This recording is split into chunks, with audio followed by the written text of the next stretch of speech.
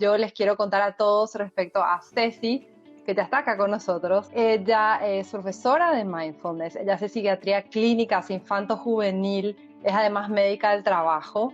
A mí me gustaría saber desde tu punto de vista, desde el punto de vista de los psiquiatras, cuando se habla de la fatiga adrenal, ¿cuáles son las posturas que conoces? ¿Cuál es tu postura personal? ¿Qué información manejan los psiquiatras?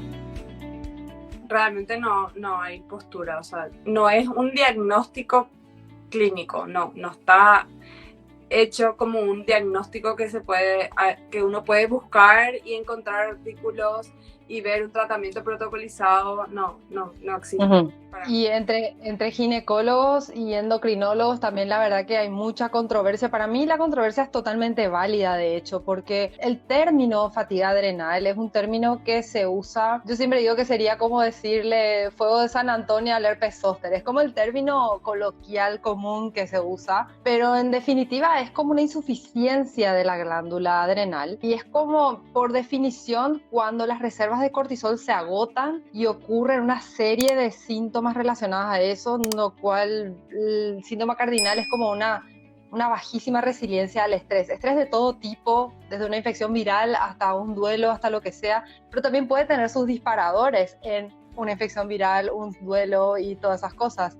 Y también genera ese gris en el diagnóstico, porque si bien es algo que sucede a nivel glandular, a nivel de la adrenal, tiene mucha relación con lo que sucede en la química cerebral y eso muchas veces está condicionado por todos tus aprendizajes, toda tu mochila emocional, lo que te enseñaron de cómo manejar el estrés en toda tu vida o tus experiencias pasadas. Pero entonces tu lectura del estrés va a ser súper trágica si es que no tenés las herramientas. Para mí lo más trágico al no poder hablar de la fatiga adrenal como un diagnóstico oficial y si quieren que le pongan otro nombre, o sea, no estoy hablando del nombre fatiga adrenal, sino ponerle un nombre a esto que encontramos en la clínica, en todas las especialidades, ¿verdad? Exacto. Es que para empezar la gente no entiende lo que le pasa, número uno. Y los médicos no saben entonces qué hacer con ese paciente. Que me pasa a mí personalmente, no estoy señalando dedos ni nada, pero a mí me viene un paciente que está en un intermedio entre un diagnóstico y otro y realmente no va hacia ninguno de los dos y se queda en el medio. Es un paciente con el que muchas veces nos pasa que no sabemos realmente qué hacer y cómo ayudarle. Y ese es nuestro objetivo, ayudarle a los pacientes y que mejoren en lo que les está pasando. Hablando un poco de entender qué pasa, ¿podrías vos, desde el punto de vista de la salud mental, como delinear rasgos de lo que es una fatiga y empezar como a diferenciar de cuándo se trata de un burnout, cuándo se trata de una depresión y cuáles son los rasgos diferenciales? Puedo hablar así oficialmente de lo que, justamente porque no es un diagnóstico oficial la fatiga adrenal, oficialmente de lo que es el burnout y oficialmente de lo que es la depresión. Y los que quedan en el medio o los que no llegan a ninguno de los dos es lo que yo termino pensando que puede ser esto de la fatiga adrenal. Para mí las diferencias es uno, la parte de cómo funciona la persona. Muchísimo de lo que se ve en trastornos de salud mental es por la que la persona deja de funcionar y es uno de los principales problemas en la depresión. Las personas dejan de hacer las cosas que les gustaban hacer, se aíslan cada vez más, dejan de hacer.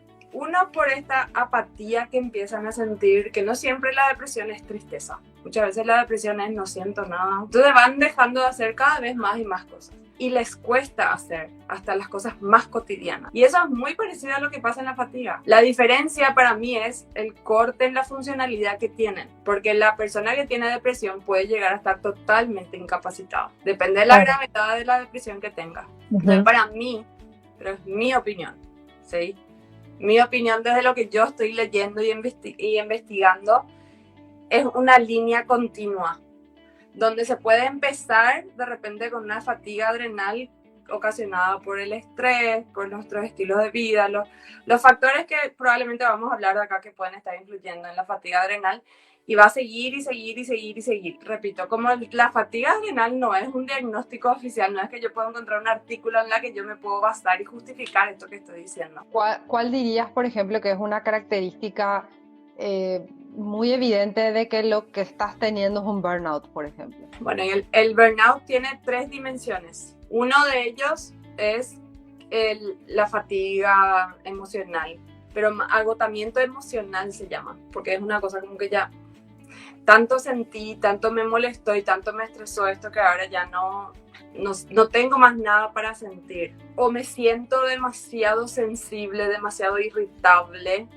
ya no siento de la misma manera que sentía antes. La siguiente dimensión es la despersonalización y ahí es como que me desenchufé, porque ya tanto sentí que ahora voy a bloquear, pero es una respuesta psicológica involuntaria, no es que yo decido bloquear, de repente ya dejan de importarme nomás las cosas, porque si sigo así voy a terminar mal, entonces me doy cuenta que en algún lugar acá dentro de nuestro cerebro hace como un bloqueo y dice basta, no podemos seguir involucrándonos tanto, tenemos que tomar una distancia y despegarnos. Entonces el trabajo deja de importarnos y hay como una despersonalización. Y la tercera dimensión es la baja realización personal, que es un enorme problema, porque el síndrome del quemado es una cuestión laboral, es un término que se utiliza, está dentro de la clasificación de enfermedades que están relacionadas con el trabajo.